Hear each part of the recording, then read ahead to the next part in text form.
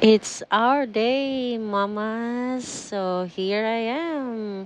Nagpapaalam sa aking Junakis dahil kami ay lalabas. At pumunta nga kami sa SM Marilao kanina para i-celebrate ang Mother's Day. Ito po ay amin ng yearly tradition na kaming mag-iina ay lalabas para i-celebrate nga ang Mother's Day. And this year is a little special kasi merong bulilit na kasama dahil alam mo na, mama's guilt na maiwan yan doon sa kanyang ate. And hindi ko alam kung bakit nauna yung aming dessert.